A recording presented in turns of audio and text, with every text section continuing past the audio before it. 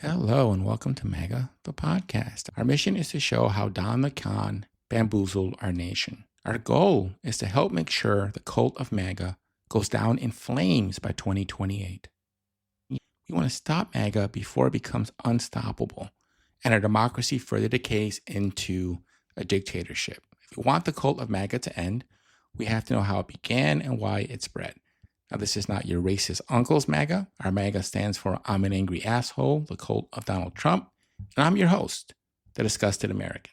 So in our last episode, we took a look at how Donald Trump over the past several years has tried to turn the Department of Justice into his personal retribution arm. When he got reelected, he made his dream real by starting to turn Department of Justice loyalty on its head.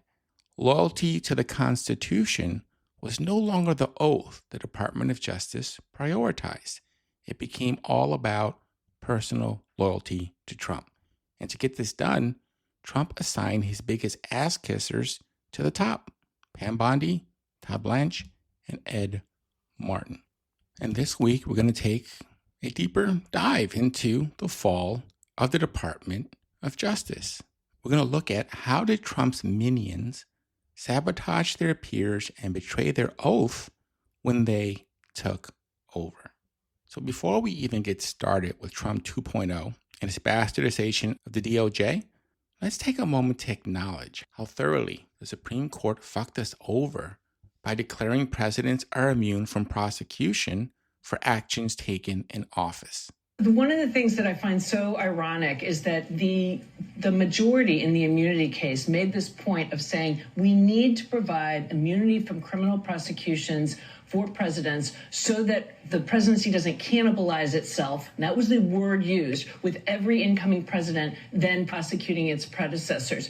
But that is exactly what we're seeing. And they could have just as easily said, through our history, we did not need to have immunity from criminal prosecution. Every president assumed they weren't immune. They comported their behavior as much as possible to staying within the lines and not committing crimes. And we didn't have any of that kind of cannibalization. So I just think they've got it completely flipped and got it completely wrong. Let's stretch that out a little bit, because we're in the space and it will not only animate, it will dictate the terms of engagement as long as Donald Trump has his behind sitting down at 1600 Pennsylvania Avenue. That point for him gets him to do anything, because he now gets to say everything is an official act. Everything I do is an official act. I got up this morning. That's an official act, right? So what the hell was the Supreme Court thinking? What was Justice Roberts? You just gave unfettered power to one individual, something the founders absolutely tried their damnedest to avoid. So what do you think moved it? Was it politics? Was it just some warped interpretation of jurisprudence? When I saw it and read it, it made no sense to me knowing the man. So, the Chief Justice has espoused a version of unitary executive theory for years, well before he was even, a justice on the Supreme Court. And that is sort of this idea that the executive has plenary power, at least over the executive branch. The problem is that the executive branch is just one branch of government, right? And there are two others that are equal. But if you aggrandize one and give them so much power that they can actually break laws that were passed by the branch that actually has the responsibility for legislation, the Congress, then you have sort of aggrandized that presidency. And, Justice Gorsuch said during argument, we're writing a rule for the ages. We didn't need a rule for the ages. We needed a rule for what Donald Trump had done and whether those things were things that he was immune from. And instead, this rule for the ages, I think, has really backfired. They went far broader than they needed to in this idea that you need to have freedom from worry about criminal prosecution to be an energetic and vigorous executive. But I don't think we've needed that in the past to get an energetic and vigorous executive, and we certainly don't need it now. What energy and vigor we see now is targeting political enemies. But, I think you're exactly right to be skeptical of the Supreme Court here. As you and Mary were saying, the court went way out of its way to grant not just the president in general, but this president enormous powers with its immunity ruling.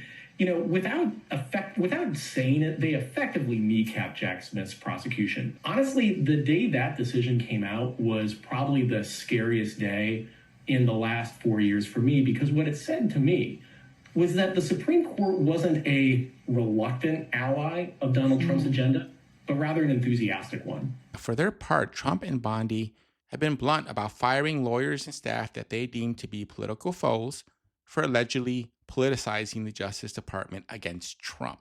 Never again will the immense power of the state be weaponized to persecute political opponents.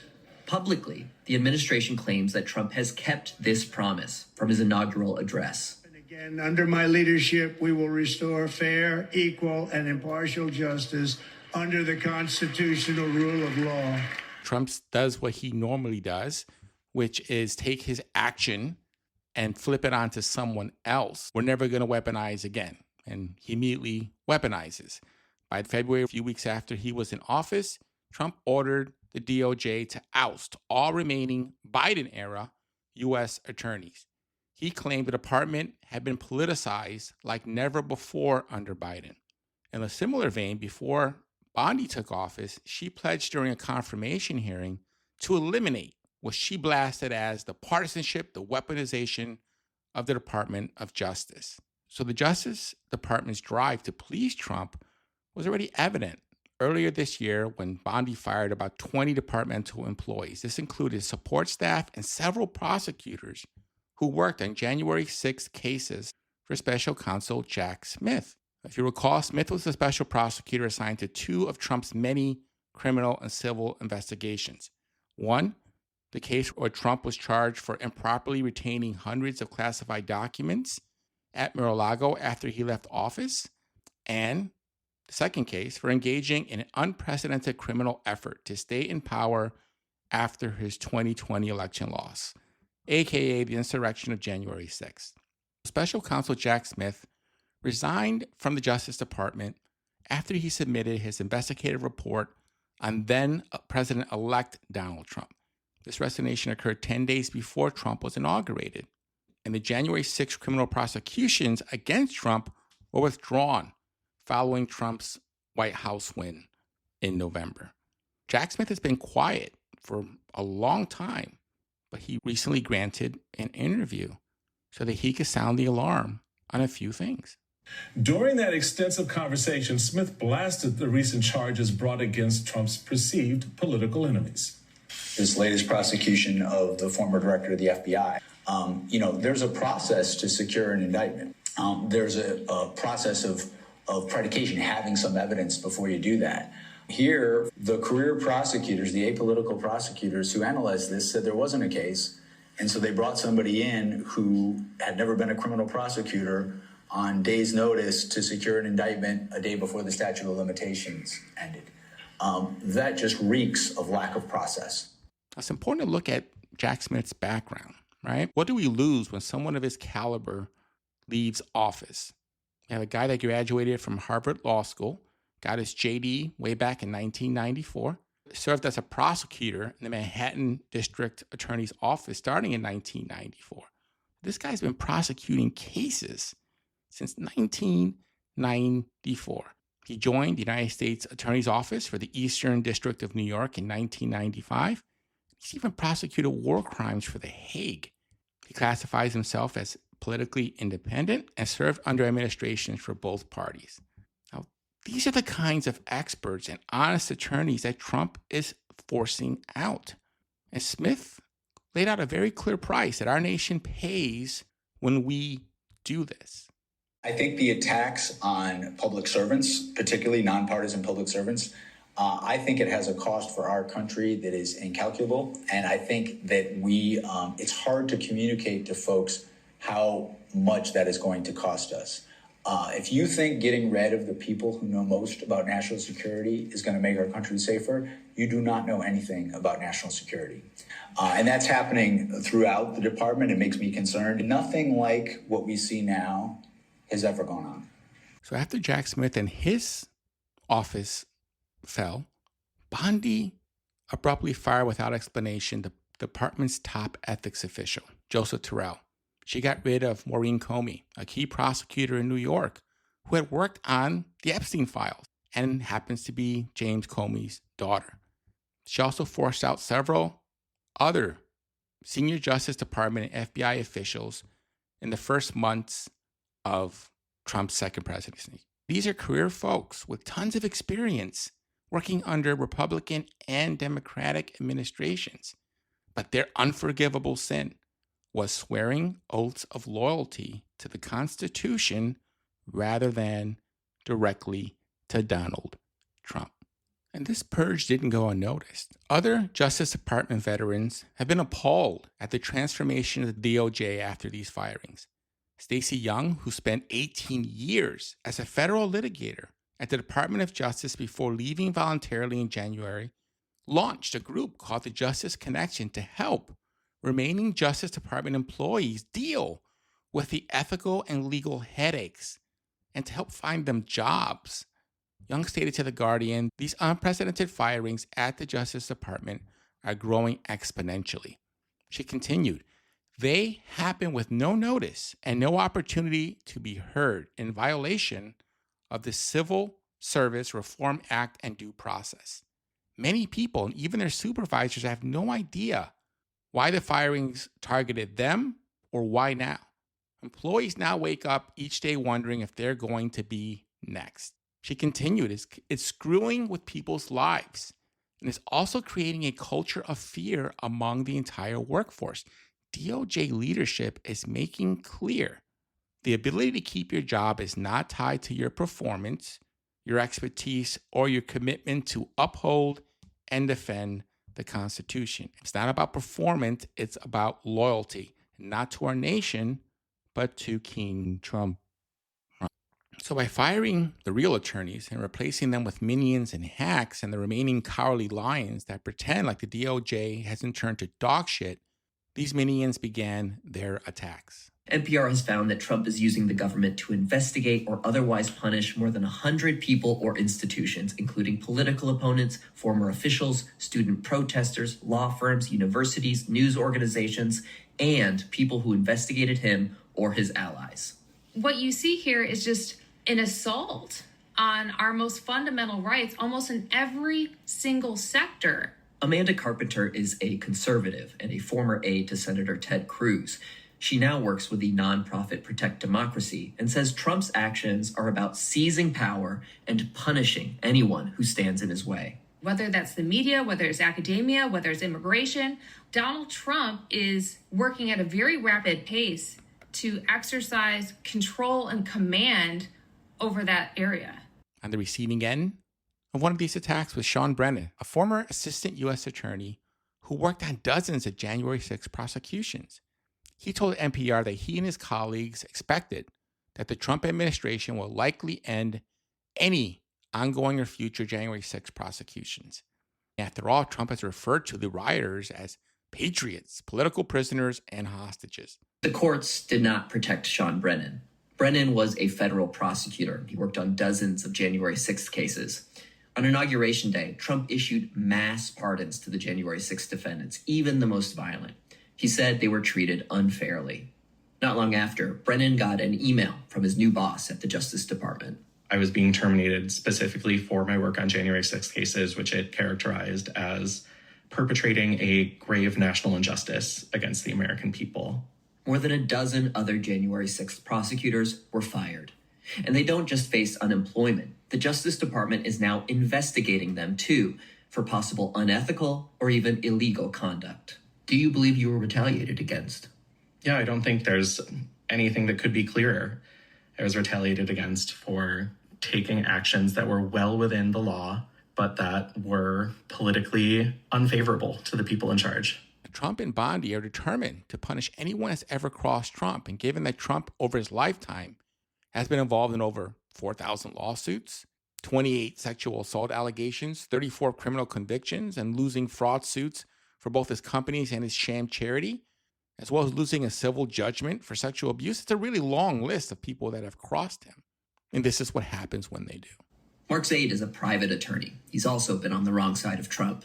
Back in 2019, Zaid represented an anonymous government whistleblower who filed a complaint that helped lead to Trump's first impeachment. At the time, Trump called Zaid a sleazeball attorney, said he should be investigated for fraud. Now that he's back in office, Trump has issued a White House memo targeting Zaid and revoking his security clearance. without any due process, without any notification of why my clearance was revoked. And without that clearance, Zaid can't work on the national security cases that are his bread and butter. Lawyers and law firms have been some of Trump's top targets. The administration has taken action against more than a dozen firms. They cite the fact that the firms have taken cases on, for example, transgender rights or hired lawyers who previously investigated Trump. And Zaid says there's another reason why Trump is going after lawyers. Because we are upholding the rule of law.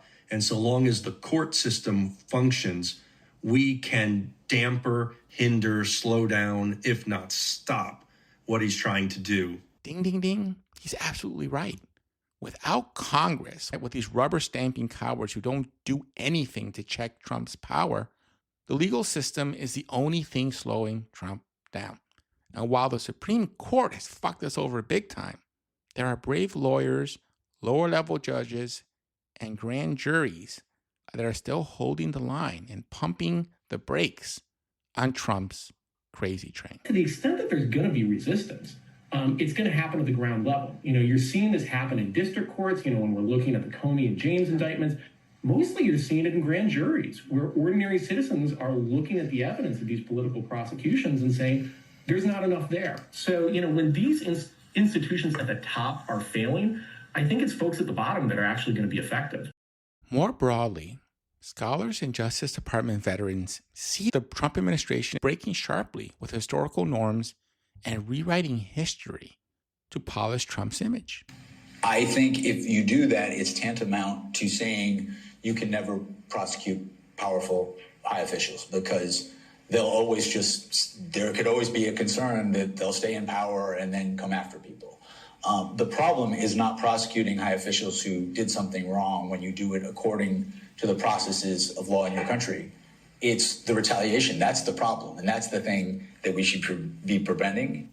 Randall Eliason, another former federal prosecutor who now lectures at George Washington University, stated, "The firing of the January 6th prosecutors and the pardons of the Capitol rioters are all part of an effort to whitewash what happened on January 6th. He continued, the goal is to portray the rioters as the true victims and falsely suggest that the law enforcement professionals who pursued these cases did something wrong. He concludes, a key foundation of our constitutional system is adherence to the rule of law and the independence of the justice system from politics. And that's all being discarded by the Trump administration." End quote. Instead of looking for crimes, they're now looking for people and then trying to pin crimes on them. Peter Shane, who teaches constitutional law at NYU, states Trump has placed his own lawyers in key Justice Department positions, expecting them to continue thinking of themselves as personal lawyers for Donald Trump. He continues, not government lawyers for the president as an office holder bound by law. End quote. This is bad. When defenders of democracy like Jack Smith despair, we need to listen because shit is falling apart. Seeing him speak extemporaneously about the Department of Justice's processes and about its values just stood in just enormous contrast to what this administration does and the people who lead it. I found myself very moved and very saddened by our current moment. Now, again, looking back at Trump and Bondi's efforts to purge the DOJ, their targets included the prosecutors and federal agents who were forced out of the DOJ and the FBI because they investigated the siege of the U.S. Capitol on January 6, 2021, and Trump's efforts to overturn the 2020 election. Bondi fired dozens of career prosecutors, many of them who had worked on cases involving Donald Trump.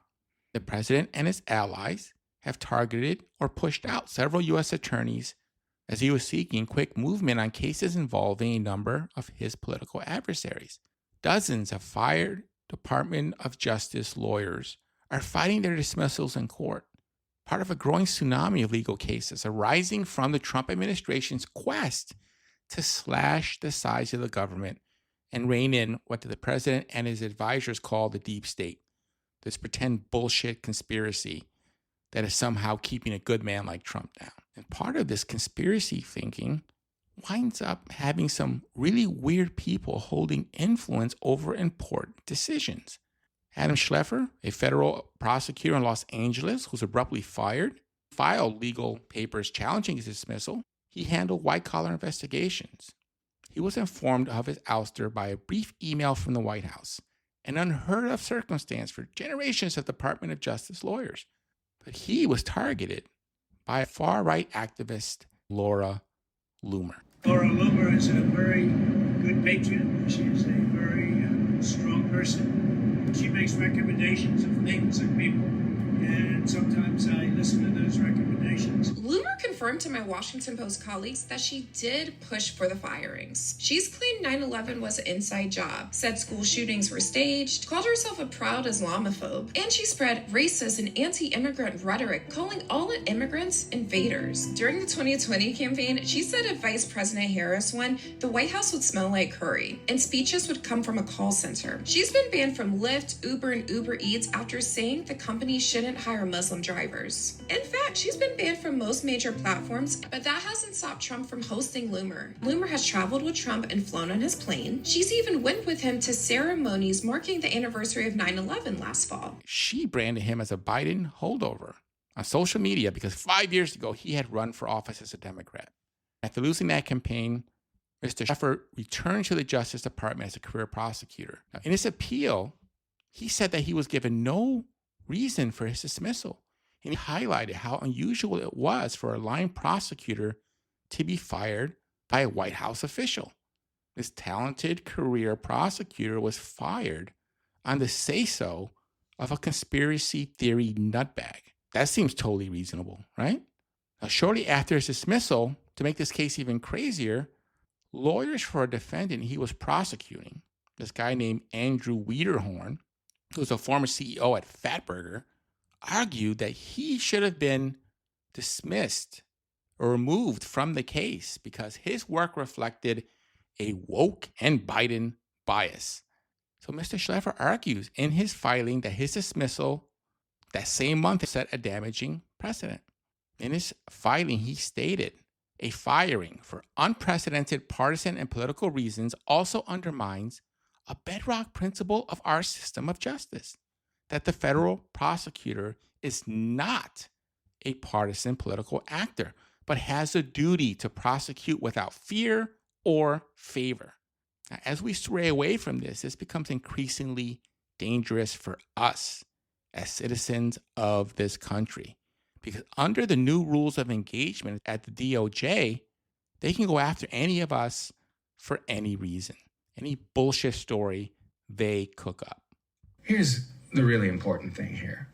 Whether Mr. Abreu Garcia is or isn't a member of MS-13 or a terrorist or anything else is beside the point. What matters here is that they did everything they did to him in violation of his due process rights.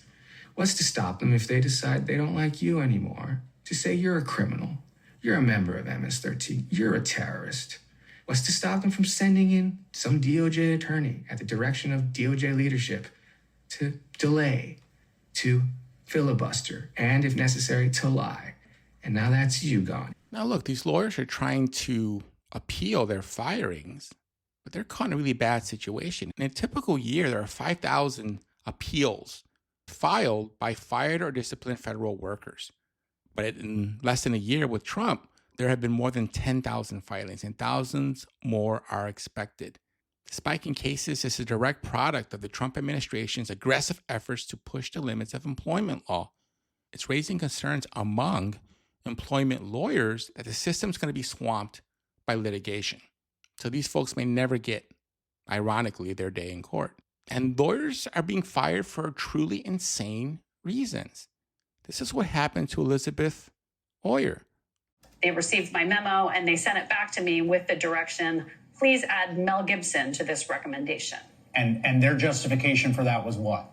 Well, there was no justification specifically provided, but they did attach a letter that had been sent by Mel Gibson's personal attorney to the then acting attorney general. Mel Gibson's attorney laid out that Mr. Gibson had a previous conviction for domestic violence in 2011 and that he had attempted to purchase a firearm in 2023 and that he was denied because of his criminal background. And the attorney stated that Mr. Gibson is a high-profile actor who's made lots of famous movies and that he has a relationship with the president and asked that he be granted that relief. But Todd Blanche, Trump's buddy, his personal attorney, and now Deputy Attorney General, denies her claims. Todd Blanche, who is the number 2, I guess, now at Department of Justice, has this to say about your account here, saying that former employees who violate their ethical duties by making false accusations on press tours will not be tolerated. I don't know what that means. This former employee's version of events is false. Her decisions to voice this erroneous accusation about her dismissal is in direct violation of her ethical duties as an attorney, is a shameful distraction from our critical mission to prosecute violent crime, enforce our nation's immigration laws, and make America safe again. What do you say to that? Well, Chris, the reason I'm here talking about this tonight is because what's going on inside the Department of Justice in terms of silencing dissent is so frightening that I felt like I needed to share this story after I was fired. And frankly, I think Mr. Blanche's statement really just proves my point, my ethical duty. And frankly, I think that the position that Mr. Blanche is taking in his statement really just proves how terrified we should be about the current situation at the Department of Justice. She later added, the department's political leaders are trying to clear the way and install political loyalists throughout the department by firing the career experts who are standing in the way of their political agenda. And they're doing it in a way that is plainly a violation of federal civil service law. She continues, if they are able to get away with that, they're going to eliminate all the career experts in the department who have deep knowledge about critical issues that are facing the department and our nation. And here's another consequence of that purge that she's saying, of us losing these career experts. This story aired in the most recent episode of 60 Minutes. Erez Rouhani was on his way up. He was an attorney in the Department of Justice who was so effective defending President Trump's first-term immigration policy that he was promoted right away in Trump's second term.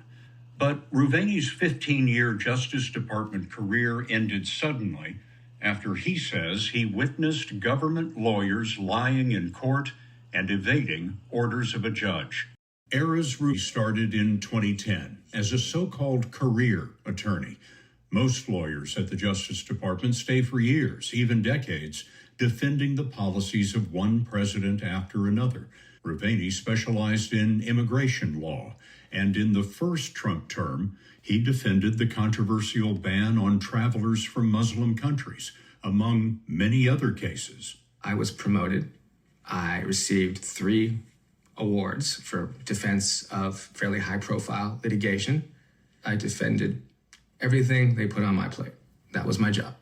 But it was the very day of that promotion, Friday, March 14th, that he and others were called to a fateful meeting with Emil Bovee, President Trump's newly appointed number 3 at the Justice Department, who was once Trump's criminal defense attorney. And we were told at this meeting that over the weekend, the President of the United States would be signing a proclamation invoking something called the Alien Enemies Act. This is a wartime law from 1798, invoked 3 times in the nation's history during the War of 1812, World War I, and World War II. The Alien Enemies Act allows rapid expulsion from the U.S. of the citizens of enemy nations during a war. But without a declared war, Trump used it against more than 100 Venezuelans that the government said were terrorists. They were to be denied their right to be heard by a judge. Rouhani says Bovee expected a challenge. Bovee emphasized those planes need to take off no matter what. And then after a pause, he also told all in attendance, and if some court should issue an order preventing that, we may have to consider telling that court, you. And when you heard that, you thought what? Felt like a bomb had gone off. Here is the number 3 official using expletives to tell career attorneys that we may just have to consider disregarding federal court orders. The next day, Saturday, lawyers for the prisoners sued. Judge James Boasberg called a hearing and asked government lawyer Drew Ensign whether the planes were leaving that weekend. And Ensign says to Boasberg, I don't know. Now, Ensign was at the same meeting that I was at the day before, where we were told in no uncertain terms that planes were taking off over the weekend, that those planes needed to take off no matter what. And he says, I don't know. Ruvaney says that moment in court was stunning. It is the highest, most egregious violation of a lawyer's code of ethics to mislead a court with intent. Instead, more than 5 hours after Boasberg's order, the detainees and other prisoners arrived at a maximum security prison in El Salvador. And then it really hit me. It's like, we really did tell the courts, screw you. We really did just tell the courts, we don't care about your order. You can't tell us what to do. That was just a real gut punch. After refusing to sign the brief that called Abrego Garcia a terrorist, Ruvaney was fired. He teamed up with lawyers from the Government Accountability Project to file a whistleblower disclosure. Making his story public helped expose a growing concern in many courts across the country that too often now the Justice Department is abusing the limits of the law. So the judges are saying some incredible things. Ryan Goodman is a law professor at New York University who heads a nonpartisan law journal. We found over 35 cases in which the judges have specifically said, what the government is providing me is false information. It might be intentionally false information, including false sworn declarations time and again. In court records compiled by Goodman, Democratic and Republican appointed judges are critical of the Trump Justice Department's work. Highly misleading, said one judge. A serious violation of the court's order, wrote another. And a third warned, trust that had been earned over generations has been lost in weeks. Well, what happened to Bove, the guy who told all of his lawyers to just tell judges to fuck off? Well, as usual in Trump world, he failed up, and he was confirmed by the Senate to become a federal judge himself. Wow. Just wow. Well, did you suggest telling the court in any manner? I don't recall. Bove was confirmed for the judgeship. So take a moment and listen to how these career folks talk about their job. Jack Smith. The idea that politics would play a role in big cases like this, it's absolutely ludicrous, and it's totally contrary to my experience as a prosecutor. These are team players who don't want anything but to do good in the world. They're not interested in politics.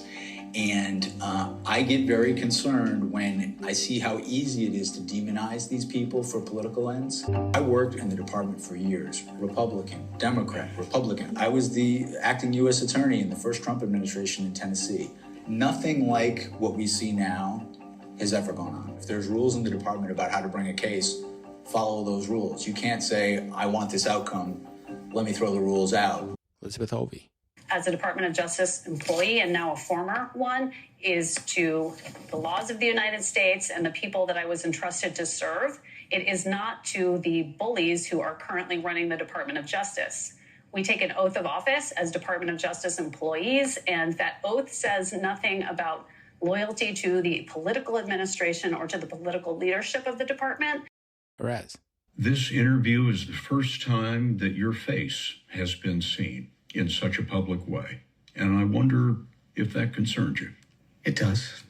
At the same time, I think about what we're losing in this moment. I think about why I went to the Department of Justice, to do justice. And I took an oath to uphold and defend the Constitution. And my view of that oath is I need to speak up and draw attention to what has happened to the department, what is happening to the rule of law, I would not be faithfully abiding by my oath if I stayed silent right now. We are losing so much by losing people dedicated to the rule of law and replacing them with minions. All three of these lawyers are profiles in courage. It would have been so easy for them to bend the knee and lose their souls. So many others have bent the knee and they kissed Trump's ring to survive. But these folks didn't. They took an oath to the Constitution and they fucking meant it. And for their courage and dedication to the people, they're being punished. And the minions and the ass kissers that are now on seek and destroy missions for Trump are bathed in wine and roses. It's a disgrace, pure and simple. As an American, I just hate this so fucking much. And maybe it's just me. Maybe I have these over-romantic notions of American justice. Growing up TV and movies and seeing the marble hallways and the dark wooden rows and the tables and the judge's bench and the robes and the gavel and the blind justice lady with the scales that signify the weighing of evidence, and she's holding a sword to enforce the law. I guess I always thought that meant something, but now I don't know. Now I feel like Alicia from MSNBC. You know what? I just feel like, Brendan, I can't trust the Supreme Court. I feel like I can't trust the president. I feel like I can't trust some of the political appointees that have now found themselves in career positions because they are political hacks doing political hack things and not things that are comporting themselves with the rule of law.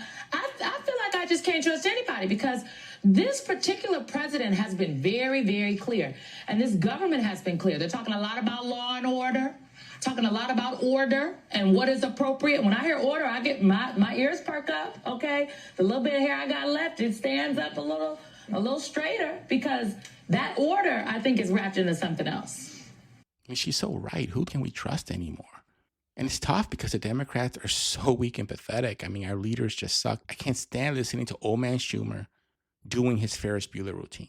In 1930, the Republican-controlled House of Representatives, in an effort to alleviate the effects of the the Great Depression, passed the the tariff bill, the Hawley-Smoot Tariff Act, which raised or raised tariffs in an effort to collect more revenue for the federal government. Did it work? Anyone know the effects? It did not work, and the United States sank deeper into the Great Depression. Or Hakeem Jeffries doing whatever the hell he does. That dude's like, where's Waldo? I have no idea where he is or what he does. Where's Waldo? Where's Waldo? Did you see him? By the way, that Where's Waldo theme song is weird as shit, isn't it? It's like Parliament Funkadelic was forced to play at gunpoint. But give me Nancy Pelosi any day. She may not have been perfect, but at least she had a spine and didn't disappear when we fucking needed her. So in this episode, we took a look at how Trump's minions, Bondi, Blanche, Martin, Bovee, corrupted the Justice Department by replacing apolitical career prosecutors with Trump's personal attorneys who are loyal to him and not the Constitution. Now the DOJ is directly whitewashing history by trying to paint these prosecutors as witch hunters instead of guardians of the Constitution.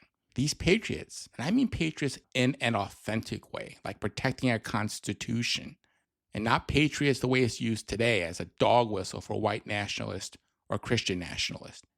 We're talking about real patriots that have been fired and threatened by Trump, his administration, and MAGA. It's a national travesty and a sad indictment of the DOJ that they're now run by goons and minions with the express mission of persecuting Trump's critics and rewarding his buddies. Next week, we'll take a look at the final stage of turning the DOJ into Trump's personal law firm as his minions graduate from sham investigations to sham indictments from sham lawyers on Trump's critics and political opponents. So that's all we've got for this week. If you want to help out the channel, please subscribe or follow us on your preferred podcasting platform and tell your fellow disgusted Americans where they can find us to give us a listen. If you have a few moments, please leave us a rating on your preferred podcasting platform so more folks can find the show. Appreciate you tuning in. Look forward to chatting again soon. Have a great night, folks. Ciao. Bye for now.